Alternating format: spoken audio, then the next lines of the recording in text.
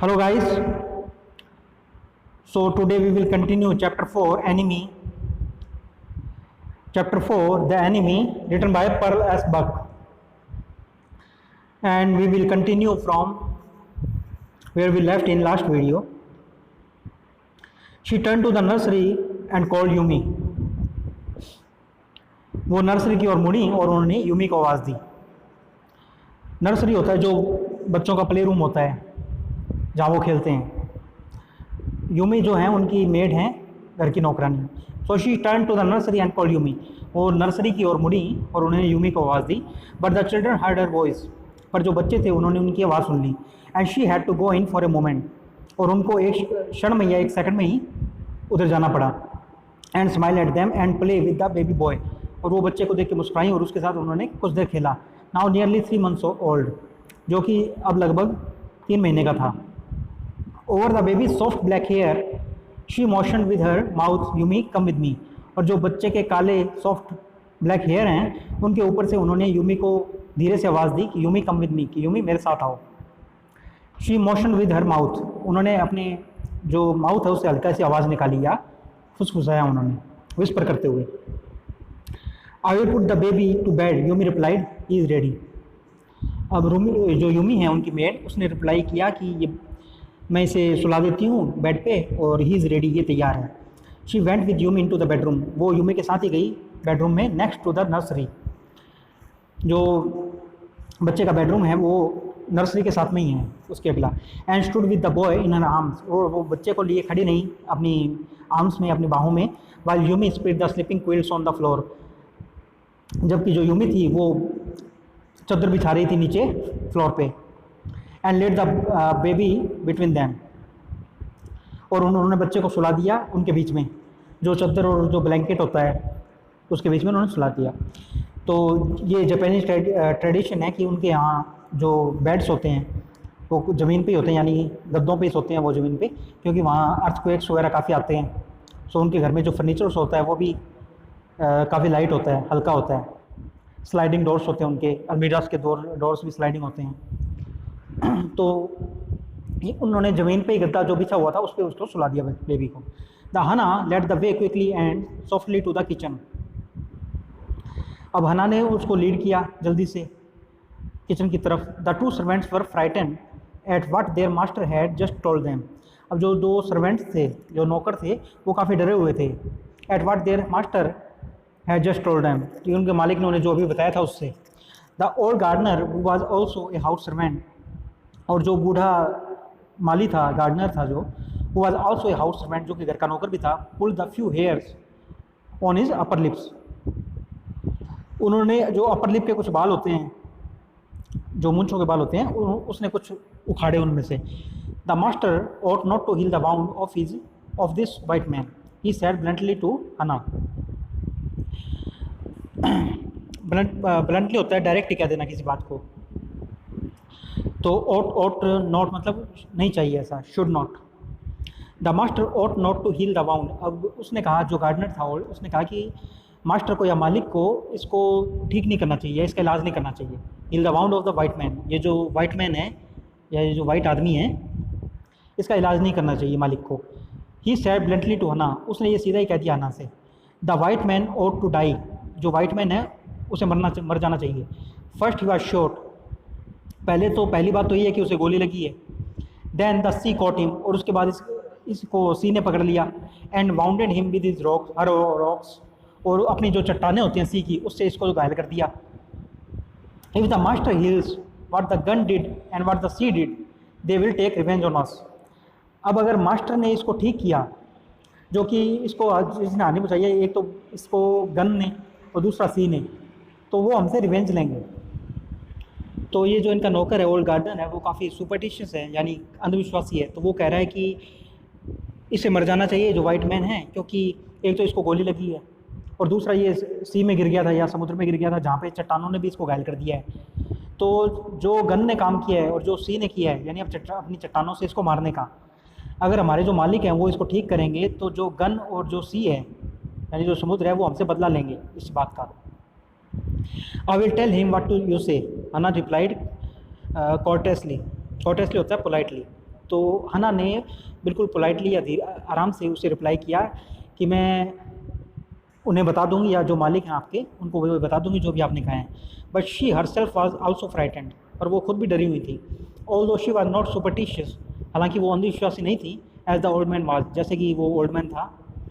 Could it ever be well to help an enemy, क्या ये कभी भी अच्छा हो सकता है कि किसी दुश्मन की मदद करना?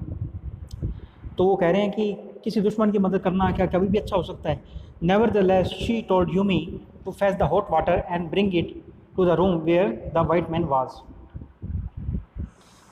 और इस पर भी मतलब nevertheless means in spite of या इवन देन, फिर भी शी टोल्ड यूमी, उसने यूमी से कहा कि फेच द हॉट वाटर, की पानी गर्म पानी लेके आओ, and bring it to the room where the white man was, और उसे गर्म पानी को उस कमरे में लेके आओ जहाँ वो वाइट मैन था।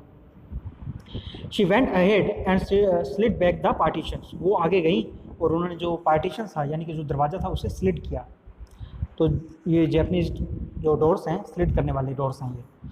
सदाओ वाज नॉट येट देयर, जो सदाओ थे वो वहाँ नहीं थे अभी भी। यूमी फॉलोइंग पुट डाउन हर वुडन बकेट, अब यूमी उनके पीछे पीछे फॉलो कर रही थी उन्हें, और उसने जो वुडन की बकेट थी यानी जो लकड़ी की बाल्टी थी उसे नीचे रख दिया। Then she went over to the white man, और फिर वो जो वाइट मैन है उसके पास गई। व्हेन शी सॉ हिम, जब उसने उन्हें देखा वाइट मैन को, her thick lips folded themselves into stubbornness. Stubbornness होता है जो कोई स्टबर्न ना हो, जैसे जिद कर ले कोई, बहुत ज़्यादा हट कर ले कि ये काम तो मैं करूँगा ही नहीं। So when she saw him, जब यूमी ने उसे देखा, her thick lips folded themselves into stubbornness, तो उसके जो होठ थे वो फोल्ड हो गए एक जिद के साथ में। I have never washed a white man, मैंने कभी भी एक वाइट मैन को वॉश नहीं किया है, शी सेड, उसने कहा। And I will not wash so dirty even now, और मैं अभी भी एक ऐसे गंदे आदमी को साफ़ नहीं करूँगी। हना क्राइड एट हर सेवरली, अब हना है वो उस पर काफ़ी चिल्लाई, सेवरली मीन्स होता है रैशली या गुस्से से, तो हना उस पर काफ़ी चिल्लाई गुस्से से। You will do what your master commands you, तुम वही करोगे जो तुम्हारे मास्टर तुम्हें ऑर्डर देंगे। There was so fierce a look of resistant upon Yumi's round dull face, अब यूमी का जो फेस था उस पर काफ़ी गुस्सा आ गया, मतलब वायलेंट एक एक्सप्रेशन आ गया उसके चेहरे पर। फियर्स मीन्स होता है वायलेंट एक्सप्रेशंस, और रेसिस्टेंट होता है मतलब ऑपोजिशन करना किसी बात को। तो अब जो हना थी उसके चेहरे पर गुस्से के भाव आ गए या वायलेंट हो गई वो, और उसके चेहरे पर ऐसे भाव आ गए कि वो विरोध कर रही थी जैसे उनकी बात का। तो हना का जो राउंड डल फेस था उस पर काफ़ी गुस्सा आ गया। हना फेल्ट अनरीजनेबली अफ्रेड, और हना को उससे एक डर लगने लग गया।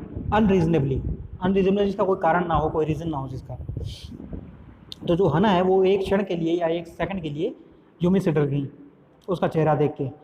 After all if the servants should report something that was not as it happened, अब हना कह रही सोच रही है कि अब अगर सर्वेंट कुछ रिपोर्ट कर दें something that was not as it happened, servant कुछ रिपोर्ट ऐसी चीज़ का कर ले जो कि अभी हुआ ही नहीं है। Very well she said with dignity, बहुत अच्छा, उन्होंने सम्मान के साथ ये बात कही। You understand we only want to bring him to his senses so that we can turn him over as a prisoner. तो जो हना है उन्होंने यूमी से कहा कि वेरी वेल, बहुत अच्छा, शी सेड विद डिग्निटी, उन्होंने सम्मान के साथ ये बात कही। यू अंडरस्टैंड, तुम समझ रही हो कि we only want to bring him to his senses, हम इसको होश में लाना चाह रहे हैं सिर्फ इसलिए, so that we can turn him over as a prisoner, ताकि हम इसको प्रिजनर के रूप में सौंप सकें, जो आर्मी या जो भी हैं उनको इसको दे सकें वापस, या इसको जेल भिजवा सकें। I will have nothing to do with it, मुझे इसके साथ कोई भी लेना देना नहीं है। यूमी सेड, यूमी ने कहा। I am a poor person, मैं एक गरीब इंसान हूँ, and it is not my business, और ये मेरा बिजनेस नहीं है। सो इसका आगे का पार्ट हम नेक्स्ट वीडियो में करेंगे। I will have nothing to do with it, Yumi said, मेरा इससे कोई भी लेना देना नहीं है, या मेरा इससे कोई मतलब नहीं है। यूमी सेड, यूमी ने कहा। I am a poor person, मैं एक गरीब इंसान हूँ, and it is not my business, और ये मेरा काम नहीं है, ये मेरा बिजनेस नहीं है, या मेरा इससे कोई लेना देना नहीं है। Then please, Hana said gently, Hana ने प्यार से कहा, please return to your own work, फिर अपने काम पे जाओ, या जो भी तुम्हारा काम है वो जाके करो। At once Yumi left the room, Yumi ने एक बार में ही रूम छोड़ दिया या अचानक से बाहर चली गई। बट दिस लेफ्ट हना with the white man alone, पर इससे हना उस वाइट मैन के साथ अकेली रूम में रह गई या छूट गई रूम में। She might have been too afraid to stay, वो काफ़ी डरी हुई होती उस रूम में। Had not her anger at human stubbornness now sustained her, she might have been too afraid to stay had not her anger at human stubbornness now sustained her. वो वहाँ पे काफ़ी डरी हुई होती हैं अगर जो यूमी की जो स्टबर्ननेस थी यानी कि जो जिद थी उस पर उन्हें गुस्सा नहीं आया वो होता, जिससे वो वहाँ रुकी रहीं। स्टूपिड यूमी शी मटर्ड, उन्होंने मन में कहा या मन में बुदबुदाया, स्टूपिड यूमी मूर्ख यूमी, फियसली गुस्से से। Is this anything but a man, क्या ये एक आदमी के अलावा भी कुछ है। And A bounded helpless man, और एक जख्मी या वाउंडेड जिसे चोट लगी हुई है ऐसा हेल्पलेस आदमी जो अपनी मदद नहीं कर सकता। In the conviction of her own superiority, और उनका जो कन्विक्शन था यानी कि उनका अपने आप में जो विश्वास था, एक स्ट्रॉन्ग बिलीफ था। कन्विक्शन होता है एक strong belief of her own superiority, superiority means greatness. तो उनका जो अपने आप में आत्मविश्वास था, शी बेंड इम्पल्सिवली, तो वो अचानक से, इम्पल्सिवली मतलब केयरलेसली, तो वो अचानक से ज़्यादा ध्यान दिए बिना, शी बेंड इम्पल्सिवली, वो अचानक से झुकी। And untied the noted drugs, drugs होते हैं जो क्विल्ट वगैरह जो भी कपड़े थे जिसमें उन्होंने उस घायल व्यक्ति को लपेटा हुआ था, जो वाउंडेड आदमी था उसको। And untied the noted drugs, और उन्होंने जो कपड़े थे उनको अनटाई किया। नोटेड होता है गांठ लगाई हुई। She kept the white man uncovered, और उन्होंने जो वाइट मैन था उसको अनकवर कर दिया। वाइट मैन को उन्होंने बांधा हुआ था किसी एक रजाई में ताकि उसका खून वगैरह बाहर ना बहे या उसको ठंड ना लगे, क्योंकि ये काफ़ी कोल्ड का टाइम है। When she had his breast bare, जब उन्होंने उसकी जो चेस्ट का जो हिस्सा था उसको बेयर कर दिया, यानी उसकी शर्ट थी वो ओपन हो गई। She did the small clean towel that Yumi had boat into the steaming hot water and washed his face carefully, तब यूमी जो गर्म पानी लेके आई हुई थी उसमें उन्होंने जो छोटा टॉवल था वो उसको डिप किया, उसको डुबोया और वॉश्ड हिज फेस केयरफुली, उन्होंने उसका जो फेस था उसे उस टॉवल से साफ़ किया ध्यान से। केयरफुली मीन सावधानी से। The man skin Thor of with exposure, तो जो वो आदमी था उसकी जो स्किन थी वो काफ़ी रफ़ हो गई थी विद एक्सपोजर से, क्योंकि उसको काफ़ी हवा झेलनी पड़ी थी, काफ़ी पानी झेलना पड़ा था और वो काफ़ी टॉर्चर किया गया था, तो उसकी स्किन थी वो रफ़ हो गई थी या खुरदरी हो गई थी।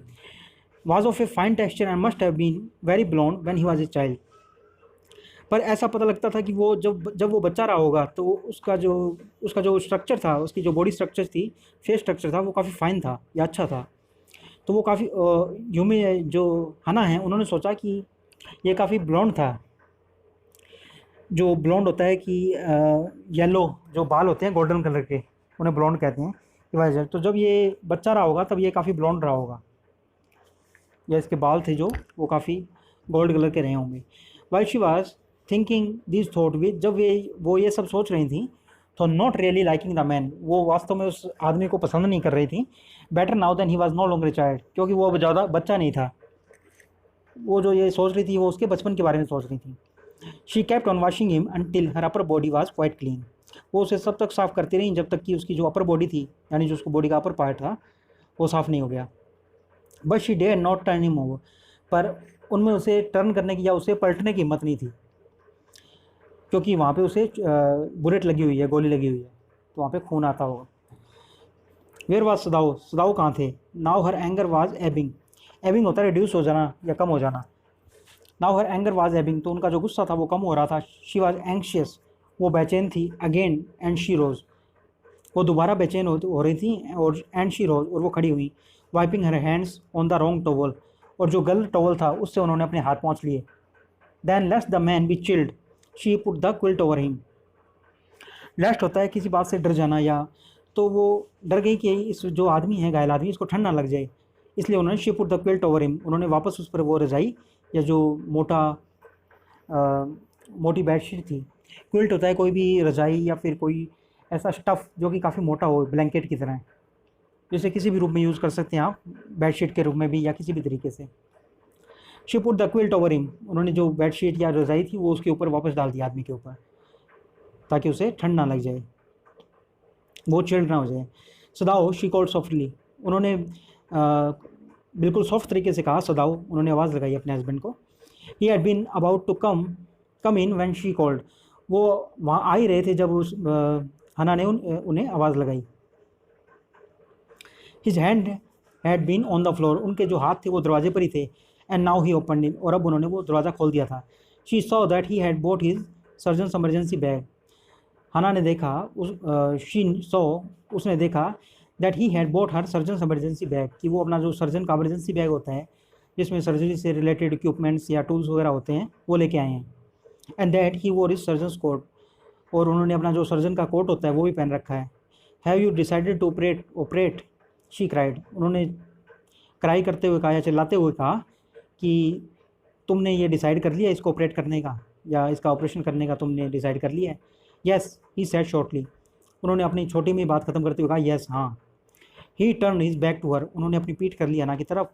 And unfolded a sterilise towel, और उन्होंने जो एक टॉवल था जो कि स्टरलाइज था उसे अनफोल्ड किया। स्टरलाइज हो जाए जर्म फ्री करना किसी भी तरीके से, डिटॉल से या कोई भी जिससे जर्म्स वगैरह ख़त्म हो जाए बिल्कुल भी, made germ free. And unfolded a sterilise towel, उन्होंने जो स्टरलाइज टॉवल था उसे अनफोल्ड किया या खोला उसे। Upon the floor of tokonoma अल्कोव, जो आला था या अलमारी का जो हिस्सा था। And put his instrument upon it, तो उस आले या जो अलमारी है उस पर उन्होंने अपने इंस्ट्रूमेंट वगैरह रख दिए। टोकोनोमा अल्कोव होता है, ये आप नीचे देख सकते हैं, ए नीश और an alcove in Japanese home for displaying a flower arrangement kakemono और other piece of art.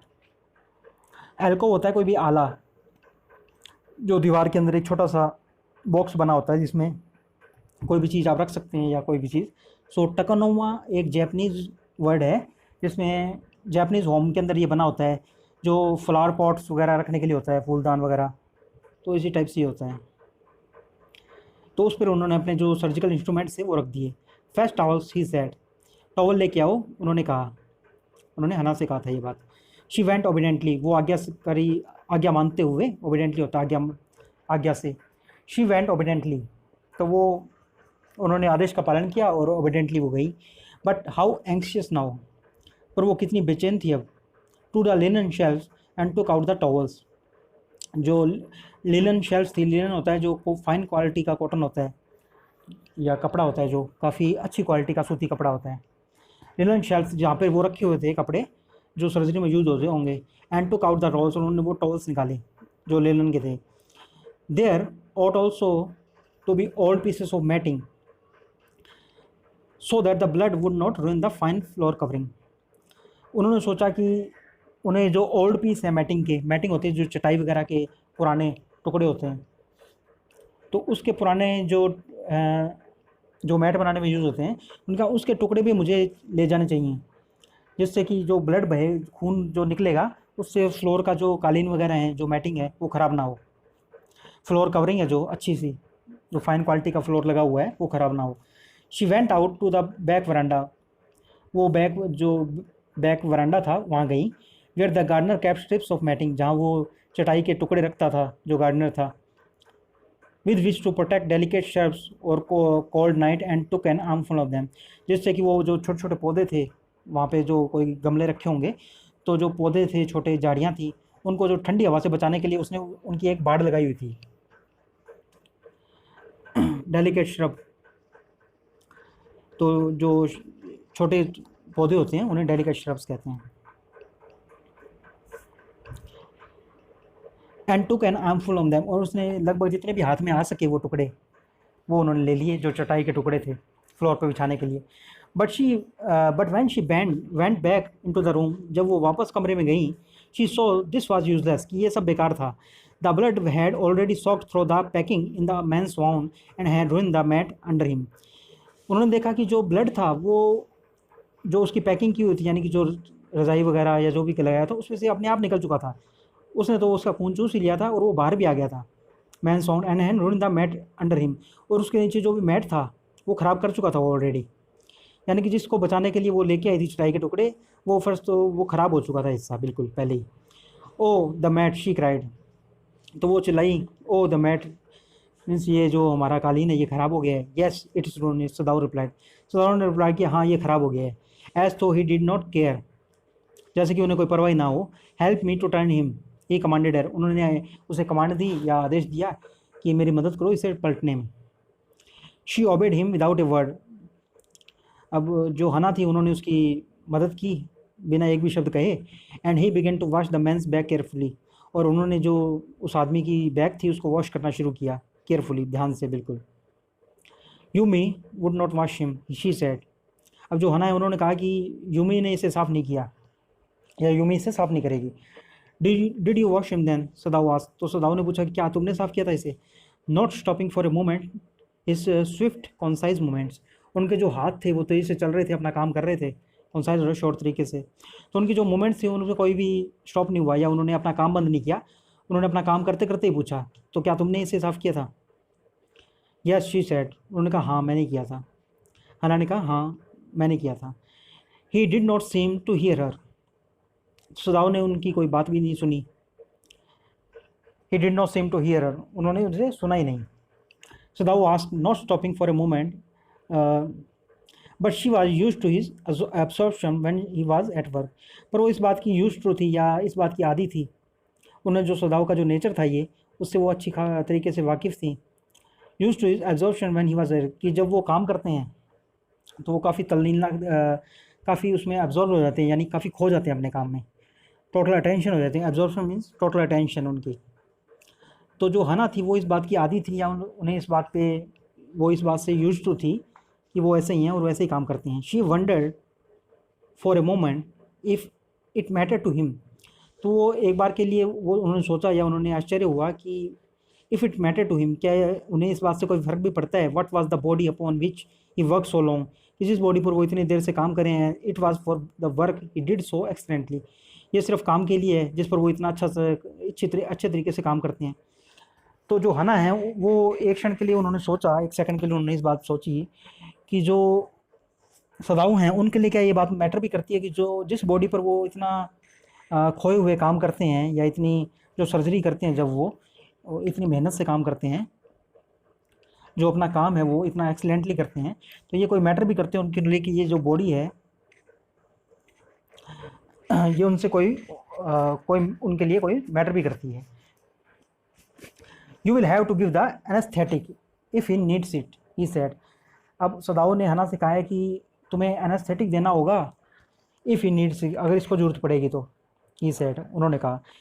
Anaesthetic होता है जो किसी को बेहोश करने के लिए ऑपरेशन से पहले जिसका हम ऑपरेशन कर रहे हैं उसे एनेस्थीसिया दिया जाता है ताकि वो बेहोश हो जाए और उसे दर्द फील ना हो, क्योंकि ऑपरेशन के दौरान उसे काटा जाता है थोड़ा नाइफ से और से, तो एनेस्थीसिया दिया जाना काफ़ी ज़रूरी होता है, वरना दर्द से हार्ट अटैक आ सकता है और उसकी डेथ भी हो सकती है। सो सदाऊ ने हना से कहा कि you will have to give the anaesthetic if he needs it, तुम्हें इसे एनेस्थेटिक देना होगा अगर ज़रूरत पड़ी तो। I, she repeated blankly. अब जो हना है उन्होंने कहा मैं, उन्होंने ब्लैंकली कहा मतलब बिना किसी इमोशन के साथ। बट नेवर हैव आई, जो हना है वो भी एक डॉक्टर हैं, तो उन्होंने कहा कि बट नेवर हैव आई, कि मैंने कभी एनेस्थीसिया दिया नहीं है किसी को।